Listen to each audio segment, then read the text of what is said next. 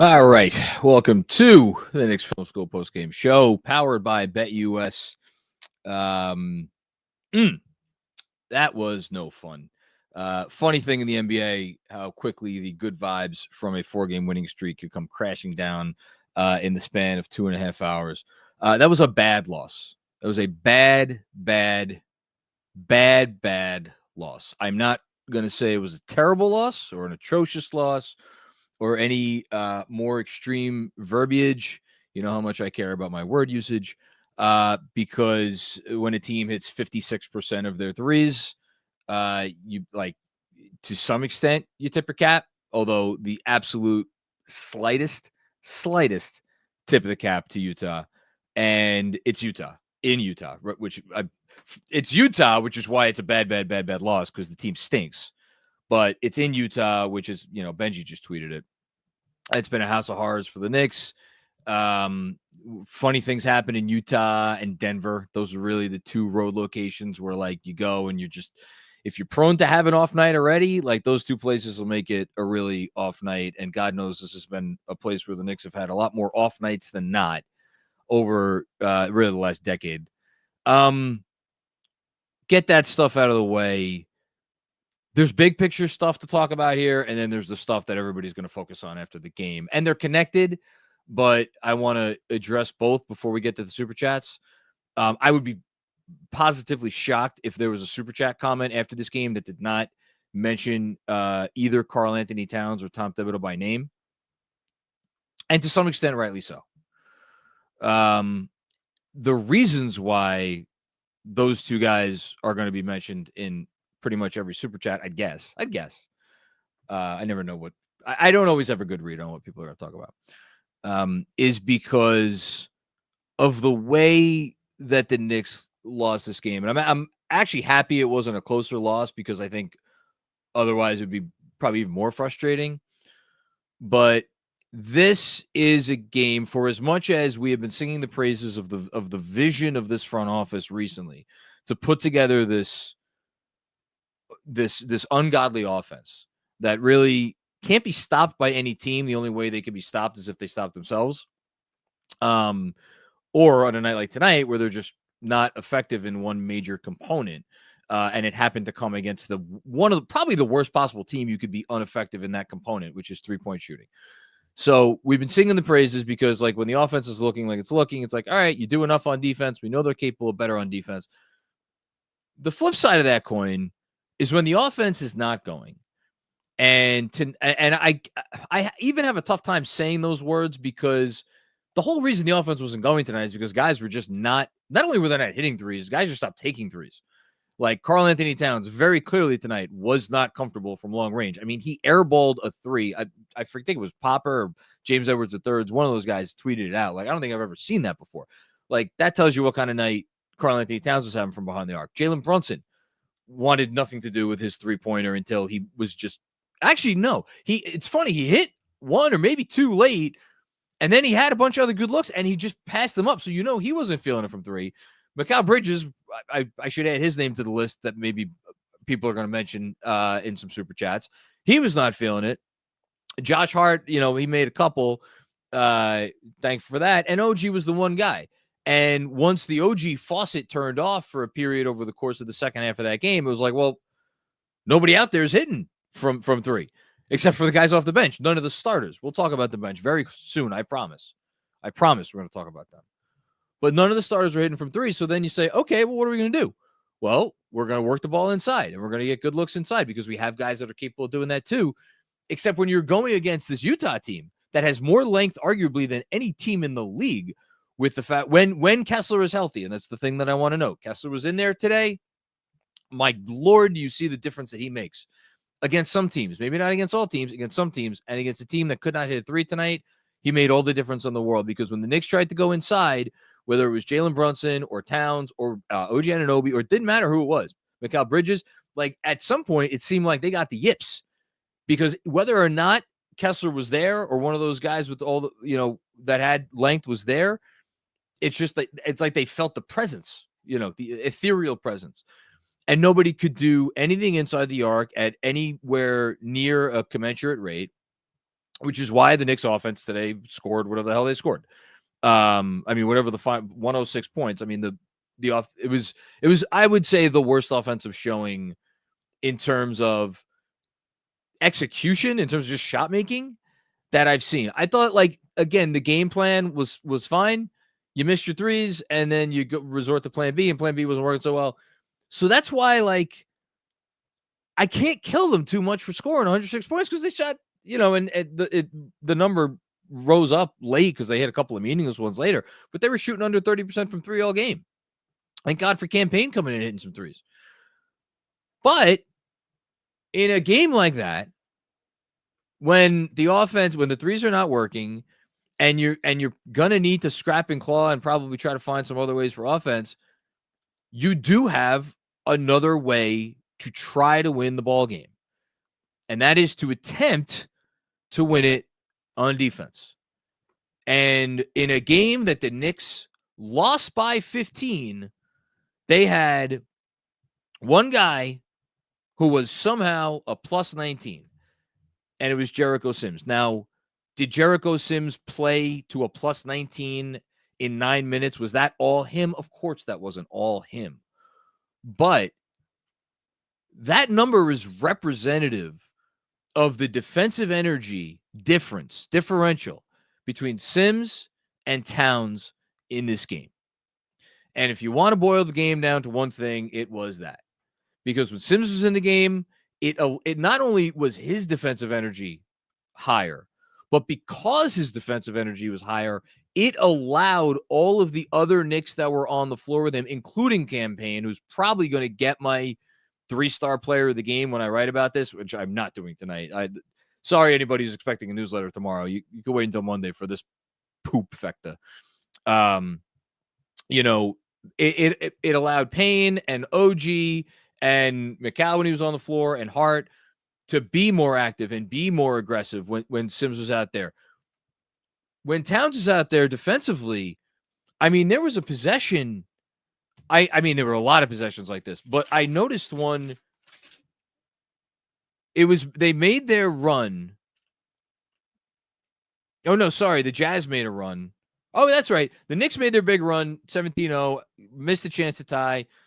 The Jazz made a 7-0 run, a JB 3, I think his first 3 of the game, ended that run. And then you had Cat come back in the game, and I think it might have been the first possession. Maybe it was the second defensive possession. One of the first couple defensive possessions, Cat was in the game. Cat hedges, which is what a lot of people have been begging, yelling, screaming for Cat to do more of all year. And he hedges, and he's up there at the point of attack, and his presence there accomplishes nothing. He doesn't clog up the passing lane.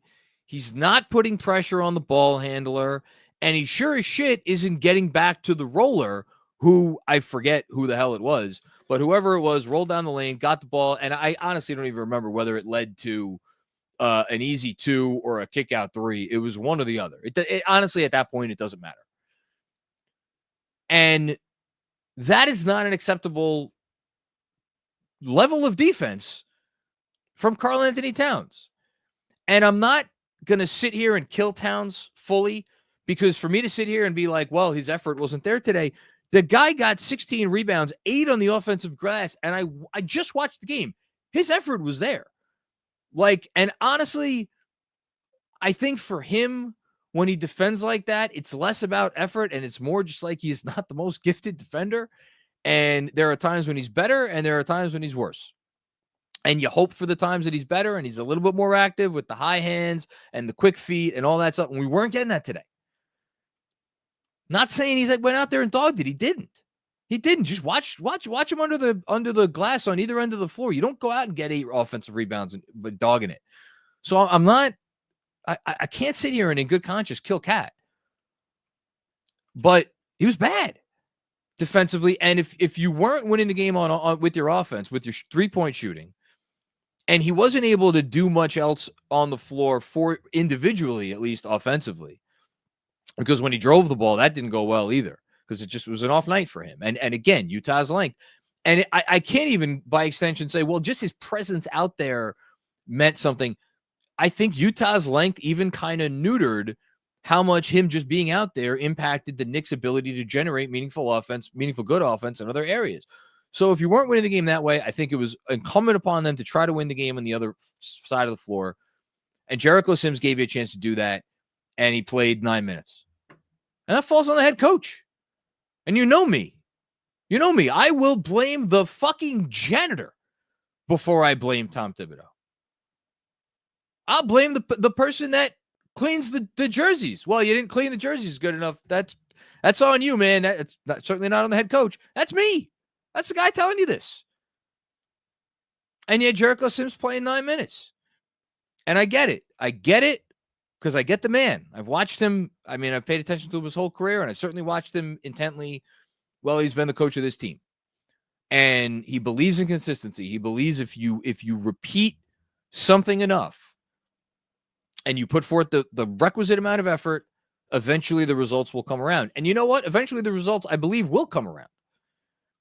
And like maybe, if Cat hits a couple threes in the fourth quarter of this game, or one or two things goes differently, and maybe the Knicks get that much closer, maybe his presence offensively is enough. And it's sometimes that's all it is.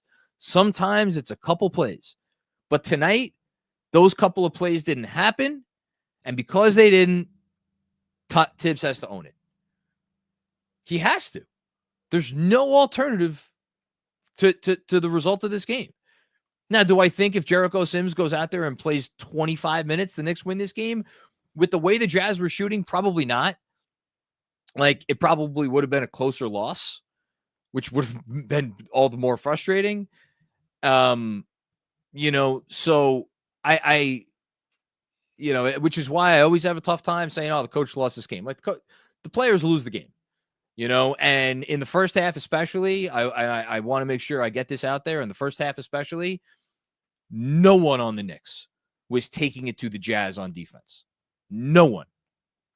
Not Brunson, not Hart, not Bridges, not the starters. Let me rephrase that. The starters. OG was a little bit, and even OG, I think, probably wasn't at his best because he picked up a couple fouls he doesn't usually pick up, but at least he was bringing it. But even OG, I can't even say OG was at his best. But they were not taking it to the Jazz, which I think it was Steve Jones that sent a message out. I keep skeeted it out. I guess I'm just gonna have to say that word for the rest of the year. That like you don't feel the Knicks defenders enough. Like, they don't get into you. They don't put pressure on you. And when the starting lineup is out there, that's the MO. It is they when the starting five is out there on the floor, they very much are a 5-man unit that plays not to lose. And with the way offenses are structured in the NBA today, it's just not going to be good enough more often than not. It's going to be good enough when your offense is putting up 140 points, but on nights your offense is not putting up that amount of points, it's not going to be good enough. So, again, it's another reason I don't want to put this all on Towns. But it's just like you saw the way that game was going and you saw the path. Now, I want to at least, and again, this is not going to shock anybody, that I'm going to try to find some reasoning behind what Thibodeau did what he did. Before Cat came in, after they got it to 2 points, they gave up a 7-0 run, and that was because I think you saw the offense start to struggle. So I think Tibbs was essentially trying to have his cake and eat it too, saying, all right, our backup units are going to get us close defensively, and then when they run out, or defensively, when they run out of gas offensively, let me try to put Towns back. I thought there was a point in the fourth quarter where you probably could have made another sub. Now, how would that have sat with Towns, who has been arguably one of the 10 best players in the league this season? How does that go over in the locker room? That's the one thing. It's the one thing that I would caution anybody who's like, this is totally on the coach. It's an 82-game season, and this is a coach and a player that have certainly had trust issues in the past. And I wonder if, because Carl has Carl had some poor games or some not great games. Let's say that. Has Carl had some less than great games, some average games? so far in the season. Sure, he's had some average games, but by and large, he has been, without question, their best offensive player. And again, I think he's been one of the 10 best players in the league if we're keeping it a buck. So you're 15 games into the season. He's been a top 10 player, and he has his first real off game, and the coach is going to bench him for the last, midway through the fourth quarter in which it's a close game. How does that go over? What does that do in terms of the trust level between Tom Thibodeau and Karl Anthony Towns, which I believe is going to have to be something that, is monitored. So that is my, I don't know what you want to call it, a glass half full, silver lining, whatever. It's my shitty excuse for what we witnessed. It's the only real excuse I have for him. Do I think it's meaningless? No, I don't think it's meaningless. But I wonder if there wasn't a better way to thread that needle, including potentially, I don't know that I would have gone to this for the first time all season in the fourth quarter of this game, but maybe moving Cat to the 4 and trying Sims at the 5. I don't think I would have done that. Maybe some people would have said, try that, but I don't know. So that was the game, Knicks didn't hit threes. Jazz did. Jazz didn't feel Knicks defenders enough. And the Knicks certainly felt the Jazz defenders an awful lot. Inside the arc, at least. And that's your ball game. You hope that it's one that doesn't wind up mattering too much in the grand scheme of things. Go get one of these next 2 games in Denver or Dallas, and it's like, all right, and figure out a way to get 2 of your next 3. How about that? Figure out a way to get 2 of your next 3. Go have a winning road trip, and it's like, forget it. It doesn't matter which games you lost, which games you won. You go on a West Coast road trip, and you go 3-2. You're fine with it, or you live with it. But it's really all I got. I think it is as simple as that. You want to talk about Mikal Bridges? First, really, it seemed like he was starting around into form. As I see James Edwards III tweet out, he almost went back to Jericho Sims in the end, and he said he really liked his minutes. Well, that's just going to fall on a lot of deaf ears for Knicks fans. I can tell Tom that right now. They're not going to almost only counts in horseshoes. Certainly doesn't count in NBA rotation decisions. Bridges, really rough game.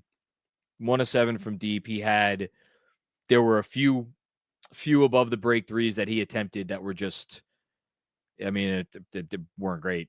And we're now 16 games into the season. Thought maybe the last game at Phoenix, maybe being back in Phoenix did something. Thought maybe it spurred a change with the above the break shooting. Didn't turn out to be the case. It's really it. I don't have anything else. Let me give out my autograph signature moment of the game. Always tough to give out an autograph signature moment of the game in a game that has this feel, this very icky feel to it. But I'm going to do my best right after I remind everybody that they should go over and download the Autograph app to get rewarded for your fandom. Do all the things you normally do, listen to podcasts, read blogs or my newsletter or anything you read. It's all on there on the Autograph app. And anytime you engage with any piece of Knicks content, you will get rewards.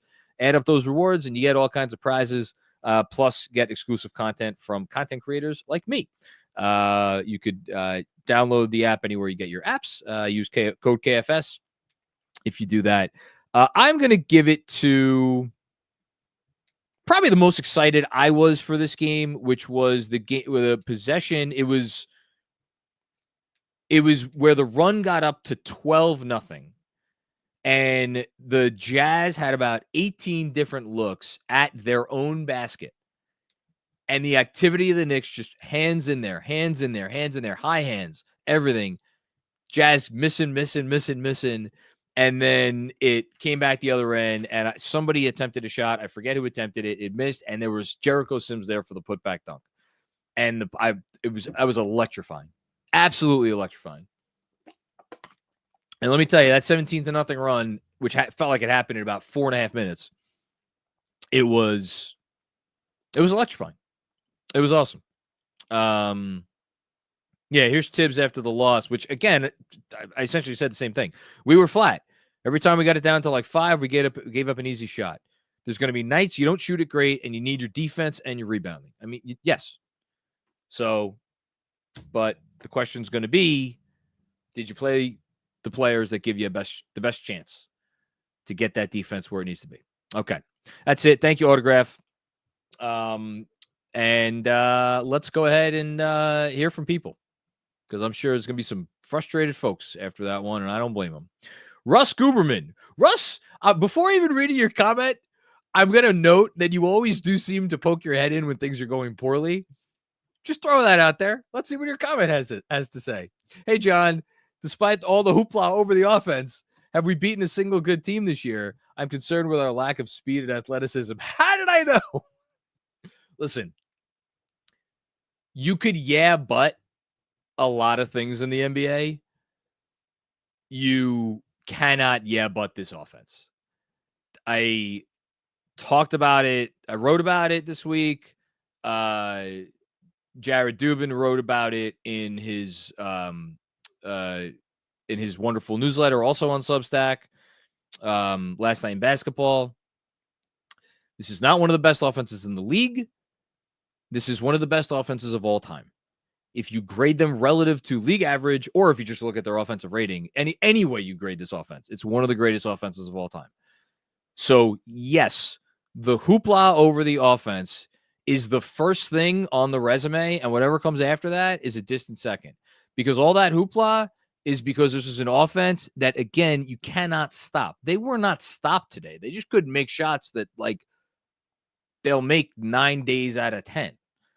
So, have they beaten a single good team this year? Probably not. And you know why that is? It's because there are like 4 or 5 good teams in the NBA. And they've played 3 of them, and they've lost 3 of them.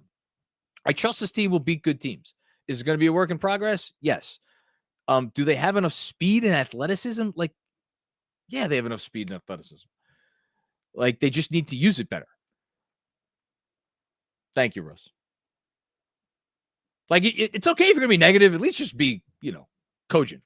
John Leary, what a sleepy game thus far. So this is before the game ended, as Mark is telling me. The Knicks look slow. The crowd arena, no buzz of energy, no Breen or Clyde. Feels like preseason defense needs to be better. Yeah. I mean, and you also wonder, and I should have mentioned this at the top, and I always forget something during my monologue, but, it's a 3:00 local start time. It's not an excuse. It's not an excuse to come out and go down. I think what were they down 28-14 midway through the first quarter? But like when you go out and you go down like that in the first, it's like you're setting yourself up, but then you got back in it. You were right there. And they had a chance to go ahead, and I think they had 2 chances to go ahead, and they blew both of them, which was maybe the most frustrating part of this. All right. Thanks, John. Deadwards 604. What's going on, Deadwards? Unless the defense improve, their ceiling is the second round. No way they get past the Cavs or the Celtics being a team of turnstiles and giving a few feet of space on every opposing three-point shot. Yeah, that's fair. I don't disagree with that. If the defense is what we've seen through 16 games, then they're not a conference finalist. That's I don't even think that's a controversial statement. The plan is for the defense to improve. And specifically to your point, it is, again, like, so what defense are you playing? Because if you're going to play an aggressive style of defense, which they have now played for the last couple weeks, you have to stop something. You have to make life more difficult. That's the whole point of showing being more aggressive at the level of the screen. If you are like there in person, but you are not there in spirit, it does nothing, And if you want to call that being a turnstile, call it whatever you want. It's not good enough. And then I think, as far as like the closeout, like, yeah, guys can close out better. Guys can close out better. Guys can just like, and the most frustrating part today, I think a lot of those weren't even closeouts. It was just like the defender's there, they have a hand up, and it's not close enough, and that's just not good. It's not good enough energy to win. Now, I get it. I get it. This is a team that probably knows one way or another they're going to finish top 4 in the East. Probably, I don't know that they care whether they finish second, third, fourth, whatever. They know they're going to win a lot of games. They know it's a long season. I get their veterans. I get their conserving energy. I get all of that. I'm not at the point yet where I'm like ringing alarm bells. This will get old fast. This will get old. Here's the one, again, I'm trying to give silver linings today. Here, the silver lining is I know they lost to the Jazz today, and you're like, what the hell are they going to do against better teams? When this team performs like it is capable of performing, I really, and this goes to Russ Guberman's point, I don't think it's going to matter who they play. Like, yes, if they play like excellent teams who are really on their, P's and Q's, then it might not be good enough. If they play the way they're capable of playing, honestly, it's not going to matter who they play. Like, they're going to be able to rack up wins. So you just hope they get there somewhat sooner rather than later. Thanks, Edwards. Hush Zoo, 5 picks for sub 30% 3-point shooting. Nice. It hasn't been great. Hasn't been great. And if you throw in the swap, it's 6. So just throwing that out there. Kevin Danishevsky, the Knicks down 2 on a 17-0 run, get a turnover. Brunson throws an alley-oop to McCall, and he whiffs on it. Story of the season so far, 19 of 34 and 17 of 51 tell the story. Yeah, that was one. And then, correct me if I'm wrong, Kevin, I think they got another stop and then had a 3 to go ahead, I think. And I forget who took it. Might have been Brunson. I might have been Bridges. I don't even know. Might have been. I honestly don't remember who it was, but I'm pretty sure they could have gone ahead that. But yeah, it was. I wonder if it would have changed the momentum enough if they had actually gone ahead. If they had actually taken the lead, would that have altered the momentum of the rest of the game? We'll never know because they didn't. Thanks, Kev. Freeway Hustle 21. What's going on, Freeway Hustler? The Knicks get punked by teams. Too many goofies. There's no ruggedness to this team. No demand for respect. Teams just push them around, not calling for violence, but no one is scared of this team. I know it's a frustrating loss. I'm as frustrated as anyone. You just heard me rant on Tibbs, of all people. But we got to try to keep the overreactions to a limitation. You don't think when OG Anunoby is getting in on guys, he's rugged? You don't think Karl Anthony Towns on the offensive boards, you don't think that there's Josh Hart? If you listed the 5 most rugged players in the NBA, Josh Hart would be on that list, and I don't even think it's close. Even Jalen Brunson is on, like, campaign, like it's this is an overreaction comment. Trust me when I tell you that they are the teams are respecting them. And like to say the teams are, I don't even know what that means. Teams are pushing them around. They can be better at the point of attack, and they need to figure out the point of attack stuff, because for as long as they don't figure it out, teams will be comfortable against them. To that part of your point, I get it. I do not think it is a fair characterization to say that teams come in and push them around. They have destroyed teams this year. And today they couldn't buy a 3-pointer. I get, we want them to be more aggressive and more physical on defense for 48 minutes, not for 10 minutes, not for 20 minutes, not for 25 minutes. We want them to be aggressive for 48 minutes defensively. They'll get there. I'm telling you, they'll get there. It's the one thing I'm not going to back off of. They'll get there. I just don't know how long it's going to take. Thanks, Freeway Hustle. Sam Garcia, are we at DEFCON 1 concerning the defense? I'm not even at I don't even know that I'm at a DEFCON. What's the lowest DEFCON? Is DEFCON 5? If anything, I'm at DEFCON 5. And I'll give you a few reasons why. For one, we're 16 games into the season, or 17 games into the season, whatever the hell we are. What was this? Game 16? Game 16. The defensive rating is atrocious, to be clear. They have, in 17 games, tried out 2 completely different schemes defensively. They started out in drop, and then they have kind of somewhat abandoned dropped, and now they're trying all this aggressive stuff at the level. They have changed the way they've utilized Mikal Bridges defensively. They've changed the way they've utilized OG Anunoby defensively. They're working out the rotations. All of that stuff screams, not says, screams to me.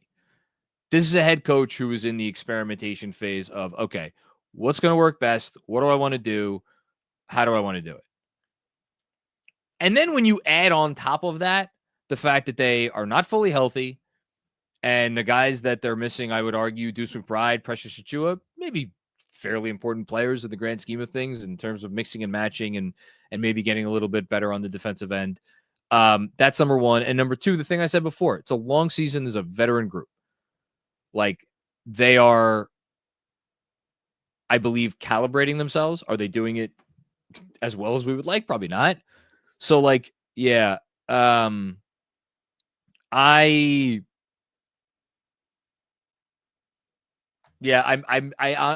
me to say I'm at DEFCON 5.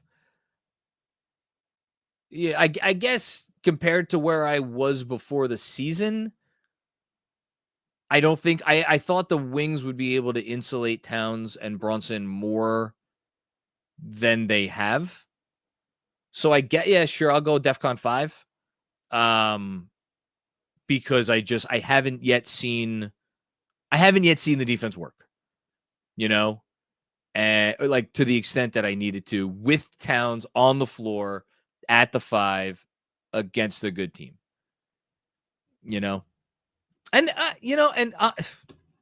sorry, I know I'm going on for a while. I can't even say that. You know why? Because what I saw from Karl Anthony Towns during the Bulls comeback, when he was active, when he was moving, when he was energetic, when he was all over the fucking place, that dude could play center on a top 10 defense any day of the week. So I actually stand corrected. We have seen it. It's just about seeing it more often.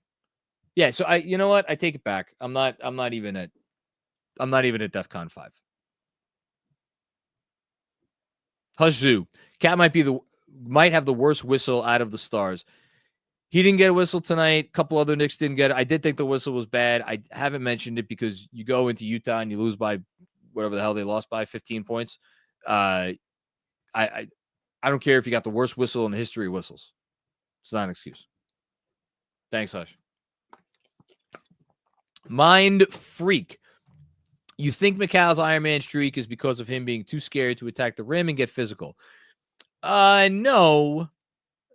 No, because like he's shot more free throws than his lack of free throw shooting this year is to an absurd degree. And his screen navigation this year is, let's just say, not ideal, or not where it has been in the past. I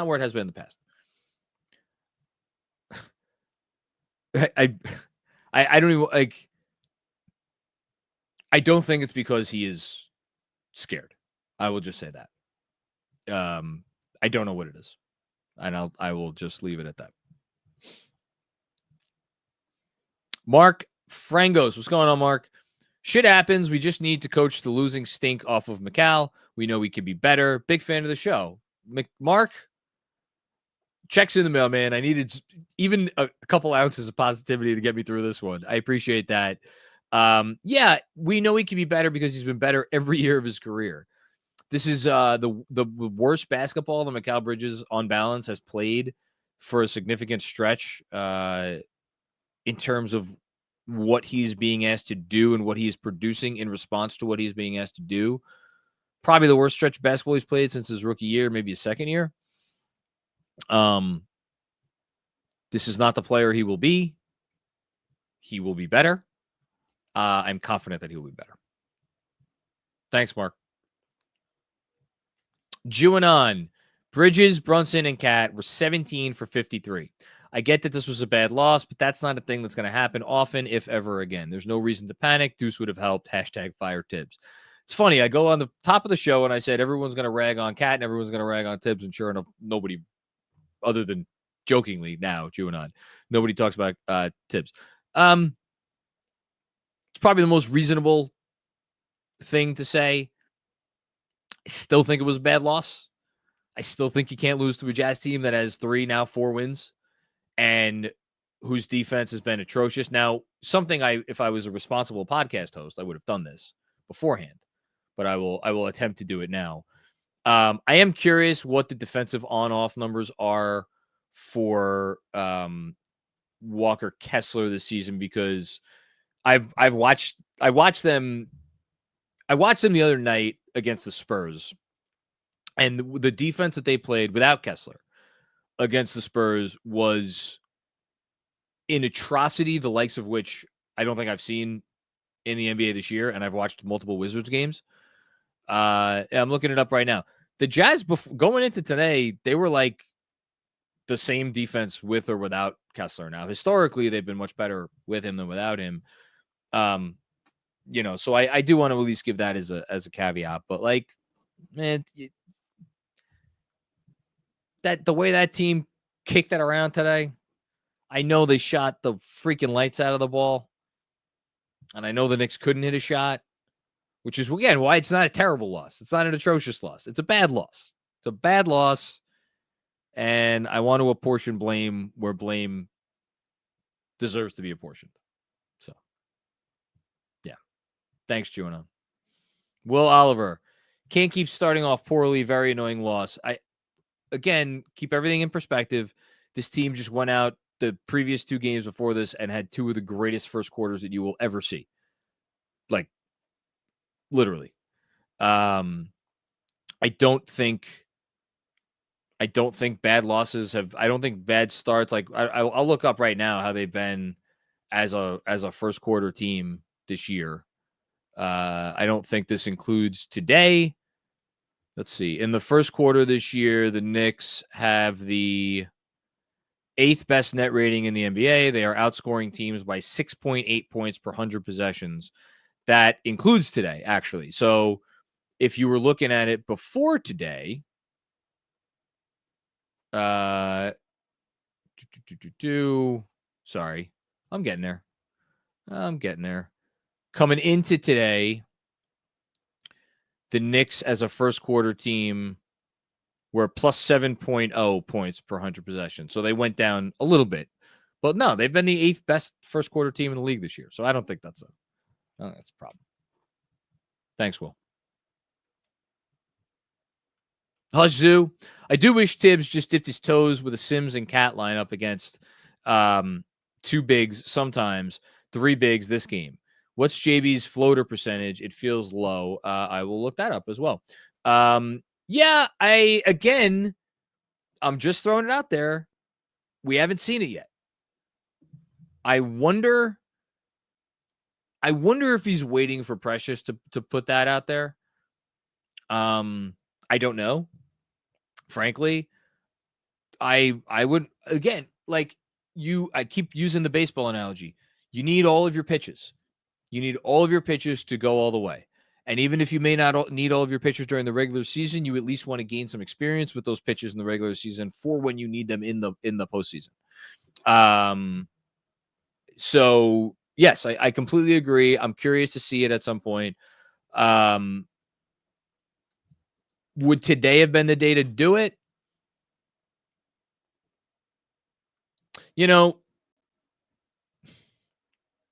Here's why I don't think it would have mattered today. The Jazz are comfortable using their center as a screener. They're comfortable. And actually, they're probably, here's the thing. The Jazz could use 3 different guys as screeners, right? They could use their center. They could use Markkanen. They could use Collins. That's one of the benefits of having the guys that they have. So whoever you were going to guard Towns with, that guy was going to screen and he was going to head. So for that reason, I actually don't think it would have made a difference. All you would have been doing is probably making yourselves worse offensively. I think what you would have wanted, it's really about Cat being off the floor, because once Cat's off the floor, then fine. You want to bring Sims's guy up to screen. Well, we feel like Sims could do a better job of handling that. And everybody else, you just switch it. Unless it's Brunson, and I don't think they were bringing Brunson's guy into screen. So I'll take back what I said before. I don't know if today was the day to do it. Jalen Brunson this year from Florida range. He's been hot lately.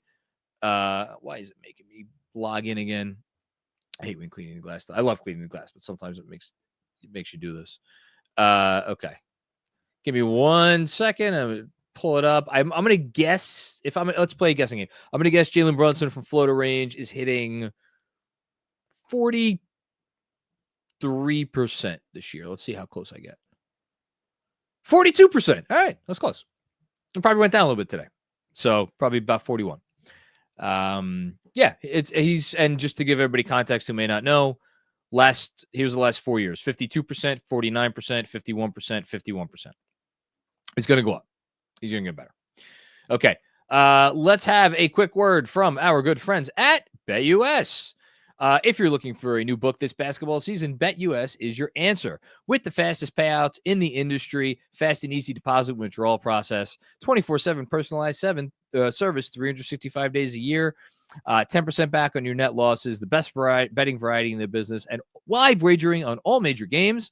If you want to take advantage, just use the promo code YouTube150 to receive 150% bonus on your first deposit, as well as 125% bonus on your next 2 deposits up to $2,000. Again, that promo code is YouTube150 for your 150% bonus on your first deposit, plus that 125 on the next 2 up to $2,000. Reminder, gambling involves risk. Only gamble with funds that you can afford to lose. All forms of betting carry financial risk, and it is down to the individual to make bets with or without the assistance of information provided. Let me tell you, today is one of those games which is like, good luck to anybody who won money on this game. I'll say that. I will say that. Okay. Next up, here we go. Happy Saturday, everybody who's watching live. I'm sure there are better things that you could be doing with your time. We appreciate you spending time with us. Most of all, Busy. Hi, Busy. Was going to send a super chat tonight, but here's to accountability and your opening monologue about Tibbs. Proud of you, Macri. Busy, I don't believe a word of it, but I appreciate the thank you. No, listen, I try to keep it a buck. I fail a lot, but I do try. Yeah, but look. Everybody has off days. What are you going to do? Thank you, Busy. I appreciate you, man. Dom Cappuccini. What's going on, Dom? Why I hate going to Utah and Denver no matter the other team's record. Yeah. The sky isn't falling yet. They can still dust themselves off and win 2 of the next 3. Deuce and Precious coming and in will help. Yeah, so Deuce, we should say, for anybody who may have missed it before the game, Tibbs said he was close. So that's good. You'd love if he played in the next game I think, they have Denver on Monday and then Dallas. I'm pretty sure that's it. Yeah, I mean, look, here's what I will say about Towns. Maybe going back to the scene of his greatest extended defensive performance in the league as a player, I don't know. Maybe that'll get him going. I hope so. I would love for that to be the case.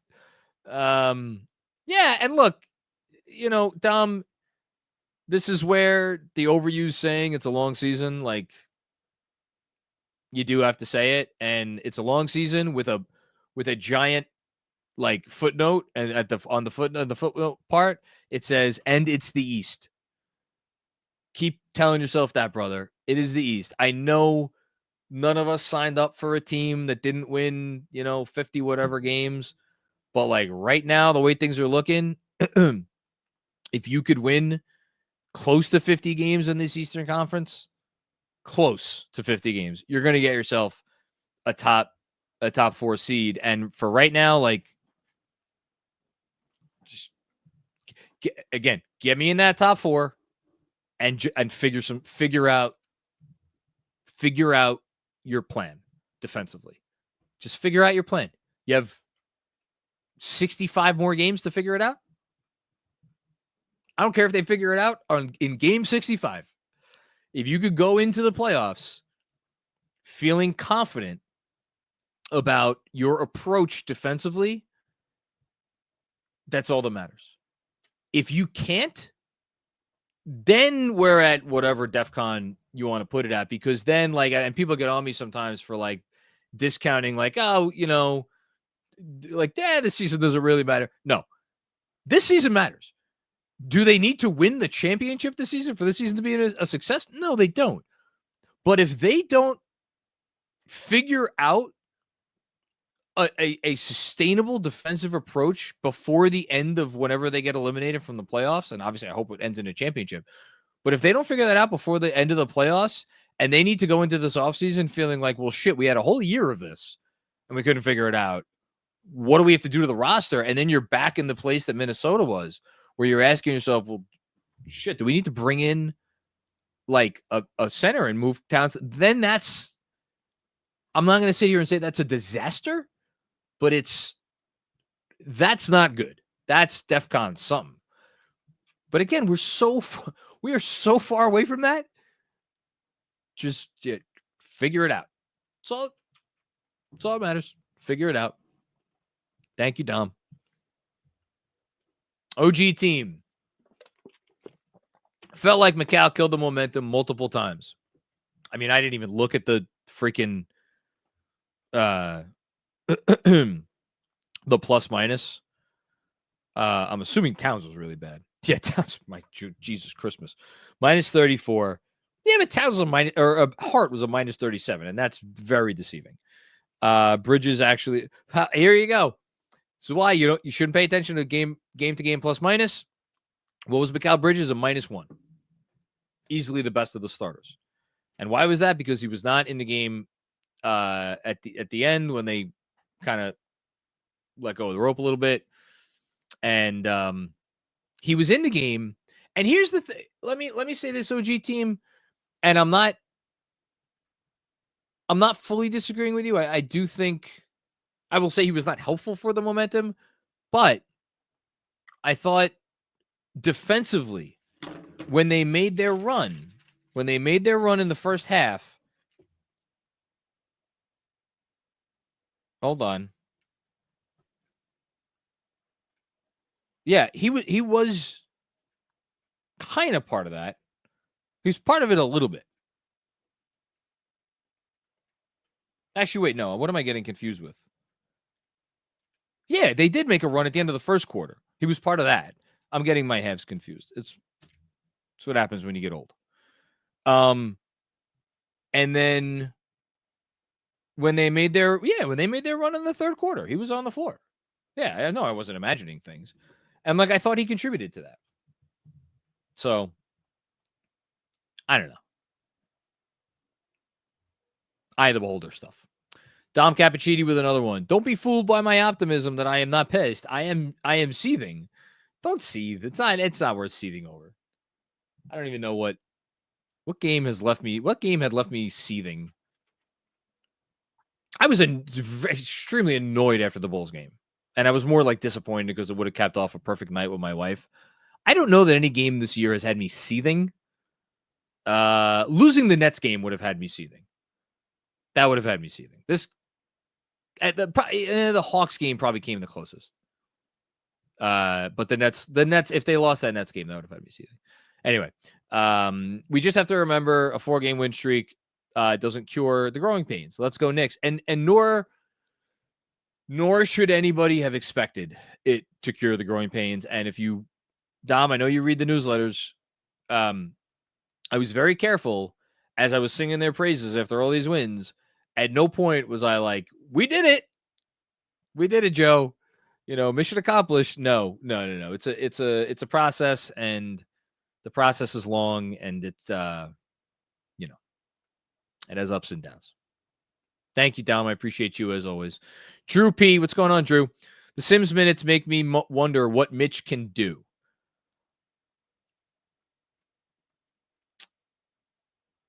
I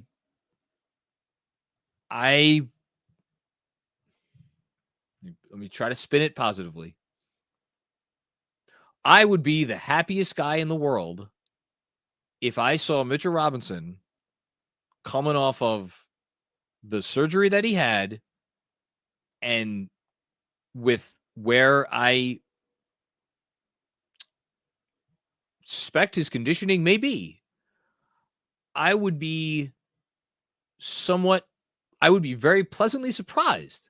See, I'm spinning it positively to see Mitch move around the court like Sims is moving around the court right now on defense. I would love nothing more than that. Thanks, Drew. Anthony Sixto, what's going on, Anthony? How are you, my friend? The loss annoys me. Yeah. Feels like the squad should be above this. Yes. And this is like, this is where I wonder. I'll finish reading your comment in a bit, or right after I say this, but I want to get this out of the way. This is where I wonder, does this, you wouldn't think to chalk this game up to new team, getting used to each other, chemistry, yada, yada, yada. And then I think back to stuff that I said towards the beginning of the year, and about how things that you would not logically think to blame on the growing pains stuff of a team like getting together. Sometimes you like, it might not make sense, but I feel like sometimes you have to still chalk it up to that stuff. I wonder if this is like one of those things. I don't know. I frankly don't know. I'm again trying to put some kind of positive spin on this. Anyway, the rest of your comment. But it's underestimated. We are missing our 6th, 7th, and 8th men. Every Tibbs season is a doomsday game before they start clicking. Yeah, and this was not that. Again, it can't be a doomsday game if the other team shot 56% from three and your team shot 33% from three, and it would have been under 30% had it not been for some garbage time threes. That can't be a doomsday game. No. Yeah, I don't feel like, Benji got on here after the Bulls loss, and he said that he was getting ready to proclaim that one if they hadn't made the comeback, like getting ready to say some things. I don't even know, because that was the second night of a back-to-back, and I think it was like their first back-to-back of the year, if I'm not mistaken. I don't even know if I could have gone that far because of that reason. So I don't. Yeah, I mean, I feel like doomsday game. Doomsday games when you see them, and I have seen. Well, we had two years ago. I don't think we had any last year, honestly. Like we had maybe a Doomsday Randall game. I don't feel like we had any Doomsday games last year. The year before, the OKC game at the Garden, when it was the 13th game of the season, our KFS outing, funny enough, that was a Doomsday game, and the Dallas game was very much a Doomsday game. And then they turned their season around. The year before that, the Kemba season, I mean, I don't even know how many Doomsday games could you have in one season? Because that team had that game had a few of them. So that season. Anyway. They'll be fine. Robert W. Cross. Hi, Robert. Hope you're well. Although I imagine you're not after that. First time, long time, John. It's your boy, John. Start Deuce over McCall. Move Hart to the 3 and OG to the 4. Thanks. I'll hang up and listen.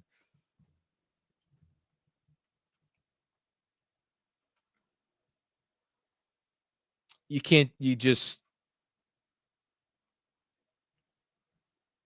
if you could look at how those two players have performed this season and make an argument for that, that would be sending such a message of it's not a message that I want I don't want them doing that. I want Mikal Bridges to start every game this season And honestly, I can't even fathom what he would have to do or not do this season for me to get to a place where I am coming into next season being like, he should not start next season. That is more than anything, more than star players, far more than coaches, more than lineup chemistry and all the bullshit that we talk. Organizational stability is the most important thing in the NBA. It is. And that would just scream forget about what you gave up for him. Put that aside. Like the guy's resume, and it's not like he's going out there and he forgot how to play basketball. He has struggled on above the break threes, and he has not been as impactful of the defender as you maybe would have liked, but he hasn't been a bad defender, I don't think, by any stretch of the imagination. No, Robert, I hope you're being facetious. I'm going to give you credit for being, I'm going to pretend it's facetious. How about that? Kevin Danishevsky, what's going on, Kev? Positives, completely disagree about your 3-star. OG had 27 on 19 shots with 5 stocks. Wasn't perfect, but making an all-star push. Always wanted Payne. He's good. Yeah,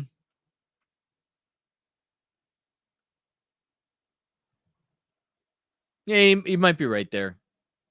You might be right. I may be just giving a little bit too much. I just, the way the game changed when Payne checked in both times and Jericho.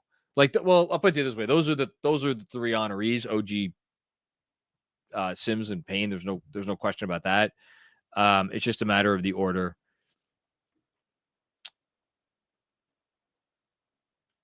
Yeah. That's fine. That's fair. It's a good call by you, Kev. Josso focused. Here's something I never thought I'd say. Could have used more Sims minutes. How about talk about a turn of events around Knicksville here in the last 10 days. Yeah, man, I'm happy for Jericho Sims. Fans clamoring for more, as they should be. Guys play great. Been playing really good. Thank you, Ja. Blue Monk 611. What's going on, Blue Monk? Youth teams are coached to move closer to the basket to get your shot going. Not the Knicks. 34 misses from 3. Love KFS. Blue Monk, I'm sorry. I hate to do this to you. What game were you watching? Serious, what game were you watching? Did you not see Walker Kessler out there? And Lauri Markkanen and John Collins and all, they were trying, man. They were trying. They shot. Hold on. The Knicks today, yeah, they shot 51 threes out of 100 shots. So they put up 49 shots from 2-point range. And on those 49 shots from 2-point range, they were 22 of 49. Make sure I got that math right. Yep, they were 22 of 49. So from 2-point range, they shot 45. I'll even round up for you. They shot 45%. Okay. So that means your expected shot value, or not, I don't know what the proper phrasing on is, but on 2-point shots that they took, they were getting about 0.9 points per 2-point shot. They shot 33.3% from deep with an atrocious 3-point shooting performance. 33.3% from deep. They got 1 point per 3-point attempt. So that means they got more value today, despite the fact that they were shooting horrendously from 3. They got more value today on their 3-point shots than they did on their 2-point shots. Now, you want to tell me going inside more means you would have drawn more fouls and they didn't draw fouls worth of shit today? That's fine. This team is not drawing fouls this year, and I would argue part of the problem with today's game, again, not blaming the loss on the refs, but a lot of times they went inside, there was a lot of contact, and it was not called. So, I'm not sure what game you're watching, man. I'm sorry. Thank you for the love. Thank you for the super chat. I appreciate you. Come back, watch some more. I cannot give you any credit for this comment. Robert W. Cross. First time, long time. It's your boy, John. And presume the defense doesn't improve by the new year. Bridges to the bench. No. Cat to the 4. No. Neither. These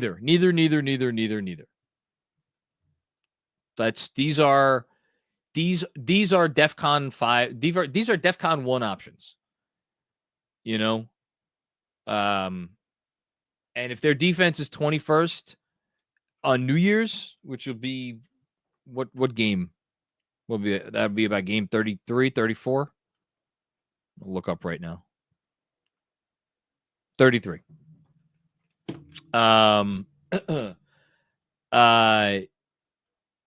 Yeah, then maybe I'm at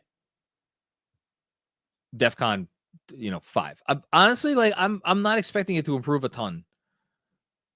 I'm looking for second half of the year. At the rate we're going, I'm kind of looking at second half of the year.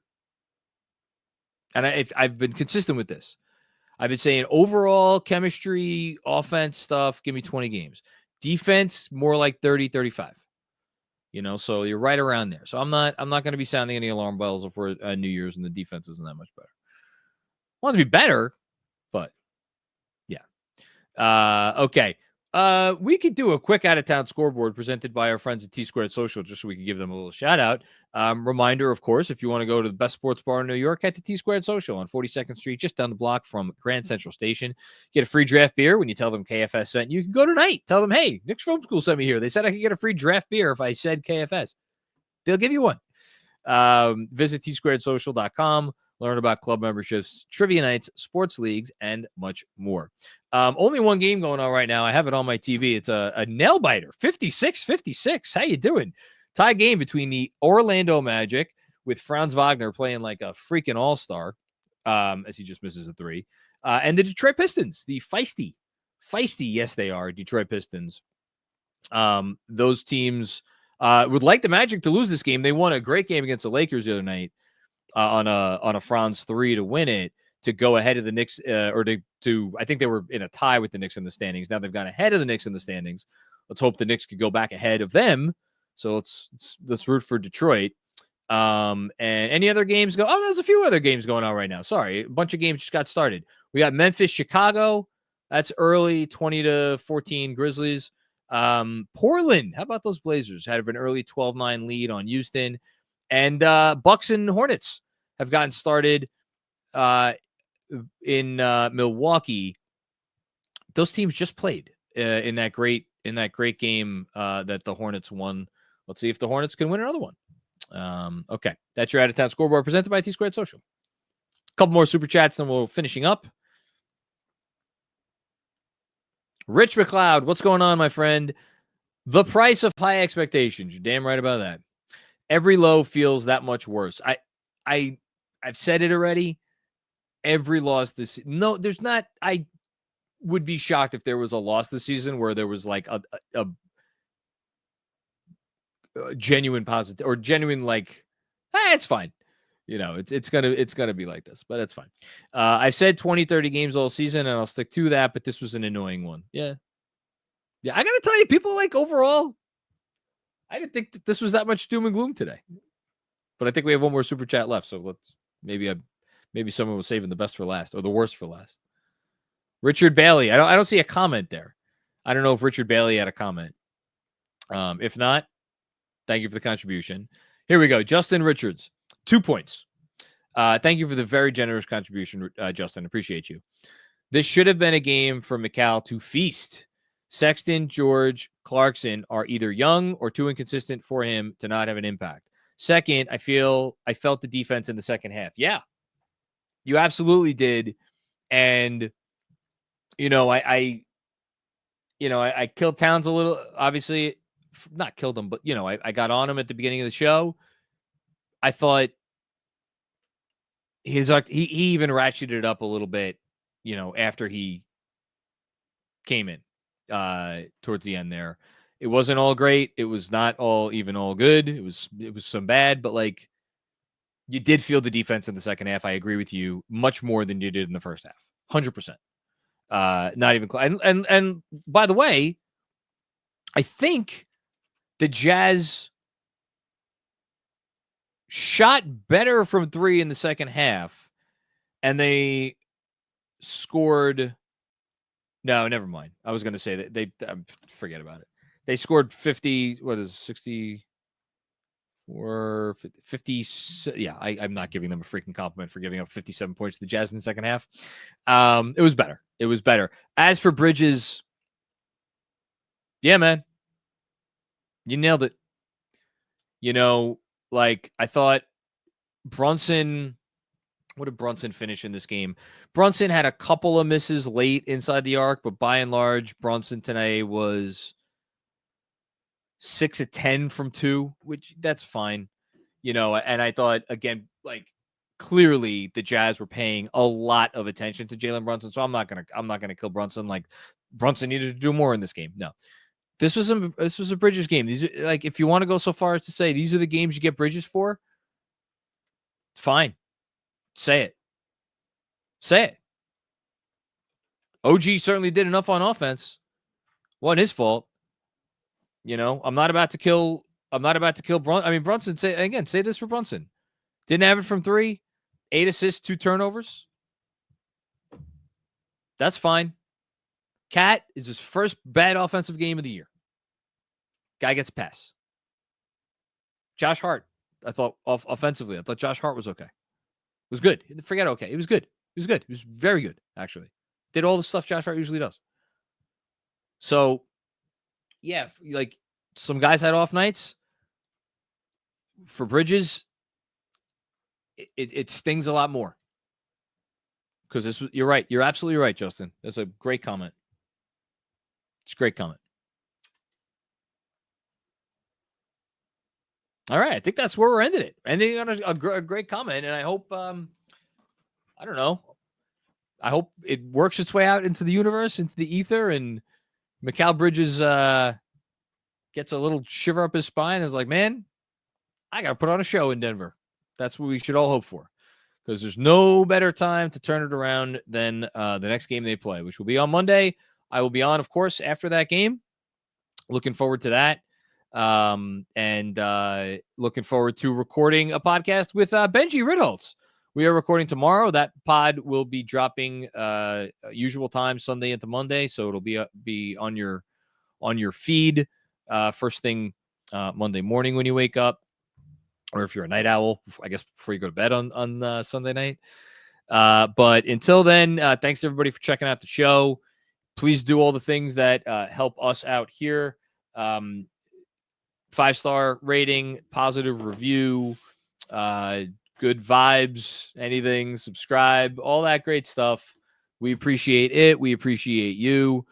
I know the bad ones aren't as fun as the wins, but it's all part of the process, and it makes you appreciate the journey. So thanks everybody for watching. Thank you, Mark.